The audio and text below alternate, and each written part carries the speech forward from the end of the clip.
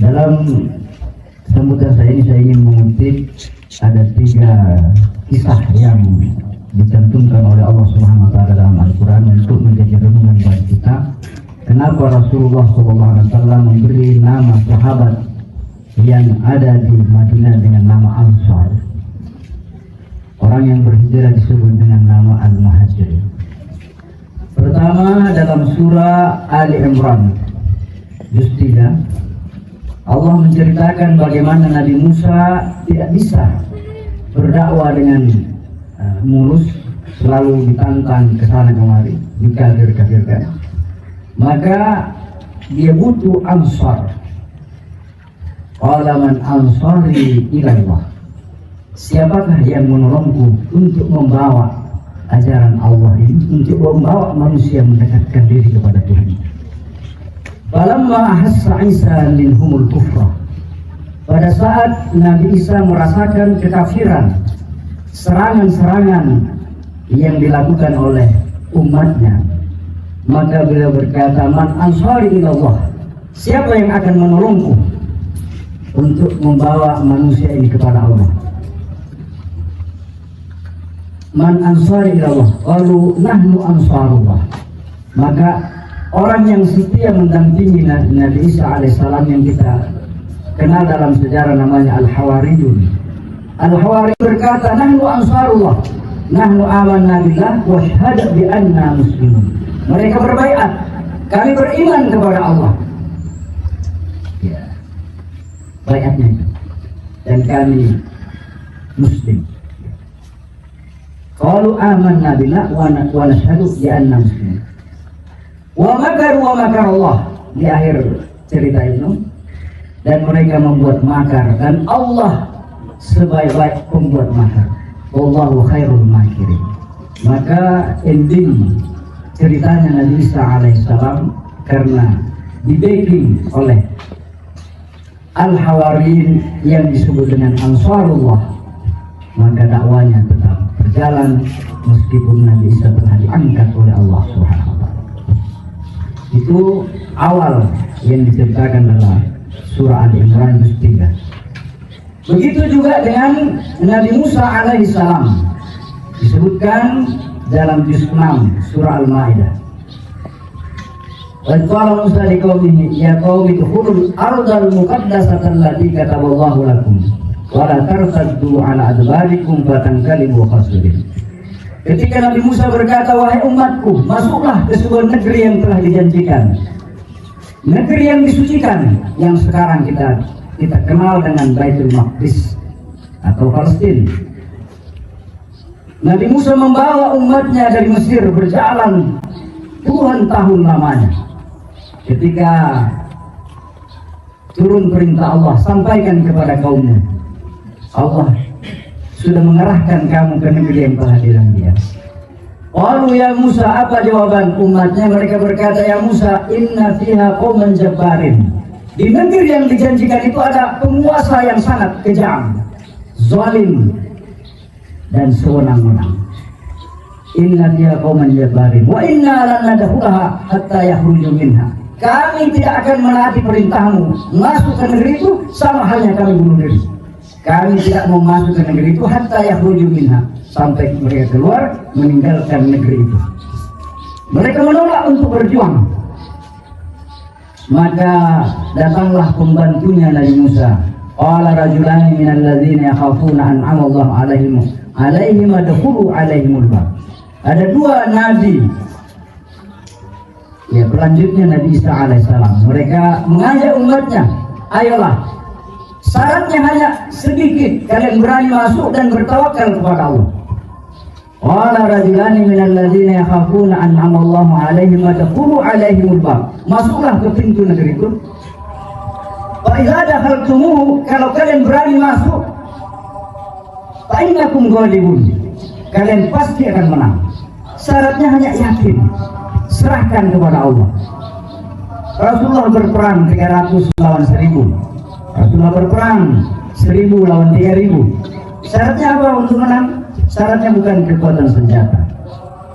Fa idza dakhaltumu fa innakum ghalibun wa 'ala Allahi fatawakkalu in kuntum mu'minin. Kalau kalian benar-benar beriman, serahkan kepada Allah. Dasar umatnya yang keras kepala. Qalu ya Musa, inna lan nadkhulaha abadan ma damu fiha. Kami pokoknya tidak mau. Kami enggan untuk masuk ke negeri itu. Falhab anta wa rabbuka. Pergilah engkau bersama Tuhanmu, perangi mereka. Kami menunggu. Wa inna hahuna fa'ilun. Kami menunggu di sini. Kalau sudah kalam itu raja, baru kami ikut. Begitu sulitnya menaklukkan umatnya, mengajak untuk menolong agama Allah. Ya sekalian yang sama berbahagia. Maka Nabi Musa berputus asa. Apa kata Nabi Musa? Qala rabbi inni la amliku illa nafsi. Ya Allah, saya tidak menguasai kecuali diriku. Fafruq baini wa baina qaumi. Fafruq baini wa bainal qaumil fasiqin. Jauhkan saya dengan umat yang bermental fasik seperti ini. Karena tidak ada gunanya, banyak saja tapi mentalnya mental rusak. Jadi targetnya tadi komandan ini ya, PC Ansor 100. Biar 100 tapi semangatnya 1000. Amin, amin. Alaikum bil jamaah. Ya, alaikum bil jamaah. Wajib atas kalian untuk selalu ikut dengan jemaah. Jemaah kumpulan para orang-orang tua, pemerintah, tokoh masyarakat, tokoh pemuda. Alaikum bil jamaah. Fa inna ma ya'kulul ghanam, fa inna ma ya'kulul dhi'bu minal ghanamil qasiyah. Yang akan diterkam, yang dimakan oleh serigala adalah kambing yang selalu berpisah dari kelompok.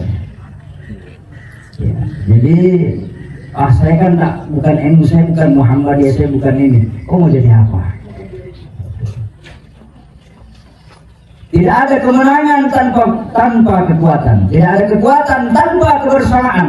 Dan tidak ada kebersamaan tanpa silaturahim. Duduk bersama saat ini orang tua kita dari pemerintah, orang tua kita pimpinan pondok, orang tua kita tokoh masyarakat, kepala desa. Inilah ladang di mana pertolongan Allah itu akan datang dan kemenangan itu akan diberikan. Saya ulangi, itu pidatonya Jenderal Sudirman. Tidak ada kemenangan tanpa kekuatan. Tidak ada kekuatan tanpa kebersamaan. Bagaimana mau bersama kalau tidak ada silaturahim? Inilah organisasi yang mempertemukan kita dalam suatu wadah. Jamaah sekalian yang sama berbahagia, sebagai penutup.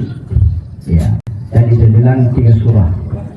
Surah Ali Imran tentang Nabi Isa, surah Al-Maidah kisahnya Nabi Musa alaihissalam. Dia minta, ya Allah berikanlah Nabi Harun Ansari sebagai penolongku. Saya tidak mampu menghadapi ayah angkatku. Anda bisa bayangkan, Nabi Musa hanyut di pungut Fir'aun, besar sampai anak muda. Tiba-tiba dia disuruh ceramai bapak angkatnya. Nabi Musa tidak mampu. Maka dia bilang, ya Allah, buatkan saya seperti lengan dengan tangan ini. Jadikan Harun itu sebagai penolong. Jadi Nabi Harun itu Ansarul Musa, penolongnya Nabi Musa. Dan terakhir dalam surah Al-Kahfi. Inilah intinya kenapa pemuda Ansar. Padahal isinya bukan pemuda semuanya. Ya, ada Mimi Sanjali ini sudah kalau dilihat dari jauh ya ganteng, gagah, anak muda sangat dia tahu tapi kelihatan bibinya apa sama ulit tadi Dalam Al-Quran istilah pemuda itu disematkan kepada 7 pemuda. Nahnu naqussu 'alaika, kami akan menceritakan kepadamu wahai Muhammad, innahum fityatun amanu bi rabbihim wa zidnahum huda. Innahum fityatun, mereka ini adalah pemuda amanu bi rabbihim. Pemuda Kahfi ini mereka beriman kepada Tuhan. Wa zidnahum huda, karena dia berjuang untuk melawan kekafiran kezaliman itu. Wa zidnahum huda, kami tambah keimanannya. Tidak tidak ada masalah. Tidak Ansar tidak ada masalah, Anda tetap Islam. Tapi zidnahum huda, agar hidayah tetap bertambah. Anda hadir pengajian, hadir penggaderan, hadir diklat, bertambah kokoh keimananmu dan syahadatmu tambah kuat. Kenapa? Dibaiat lagi, dibaiat lagi, dibaiat lagi. Rasulullah berbaiat dengan sahabatnya bukan satu hari. Siapa yang berbaiat dengan saya perang Badar tidak boleh mundur. Siapa yang berbaiat dengan saya hidup mati di perang Uhud, perang Khandaq, perang Azab dan seterusnya. Jadi kan di luar sana ini kok baiat terus ini masuk Ansar, ya, masuk PKNU. Pokoknya semata baiatlah supaya kokoh. Kata Al-Quran, zidnahum huda. Kami tambahkan hidayah itu kepadanya. 7 pemuda ini disebut oleh Allah Subhanahu wa taala. Padahal dia usianya yang 40 tahun ke atas. Tapi innahum fityatun amanu bi rabbihim wa zidnahum huda. Qalu Rabbuna rabbus samawati wal ardh. Di zaman Al-Kahfi itu tidak ada orang percaya bahwa Tuhan itu ada. Tidak ada yang percaya bahwa orang mati akan dibangkitkan. Mereka dengan lantang berkata, Rabbuna, Tuhan kami adalah rabbus samawati wal ardh, pencipta langit dan bumi. Warabatna ala qulubikum, maka kami ikat, kami kokohkan keyakinan ke dalam hatinya. Maka mereka dibaringkan oleh Allah di gua selama 308 tahun. Apa yang ingin kita ambil di sini? Ketika Ashabul Kahfi ini, 7 pemuda ini ingin masuk surga, anjingnya Ashabul Kahfi ikut. Ya. Ketika sampai di pintu surga, bertanyalah malaikat Ridwan, Anda mau kemana? Saya mau masuk surga, saya mau ikut Tuhan saya. Oh, surga bukan tempatnya binatang. Tidak ada binatang di dalam surga. Saya menuntut hak saya. Ketika 7 pemuda ini, dia diusir dari kampungnya, dia dikejar-kejar ingin dibunuh. Dia kedinginan, kepanasan, kelaparan di dalam gua, saya ikut merasakan. Bahkan saya juga ikut dilempari orang. Kalau saya tidak bisa masuk surga, saya keberatan. Anjing ini pun dipersilakan masuk surga. Maka kita bisa baca dalam Qissatul Mi'raj, itu ada 7, bahkan ada 9 binatang yang masuk surga, termasuk anjingnya Ashabul Kahfi. Anjing karena berteman dengan waliullah. Ashabul Kahfi itu bukan nabi, tapi diabadikan kisahnya dalam Al-Quran karena kokohnya imannya. Dia adalah waliullah. Karena anjing ini berteman dengan waliullah, maka dia ikut masuk surga.